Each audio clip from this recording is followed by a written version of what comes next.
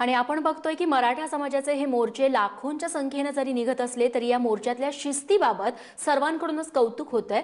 आज शिस्तीबरोबरच या विराट मोर्चामध्ये सामाजिक भानही जपलं जात असल्याचं समोर आलंय। जालन्यात ज्या मार्गावरून मराठा समाजाचा मोर्चा जात होता त्याच मार्गावरून एक रुग्णवाहिका जात होती, तेव्हा मोर्चेकरांनी सामाजिक भान जपत या रुग्णवाहिकेला वाट मोकळी करून दिली।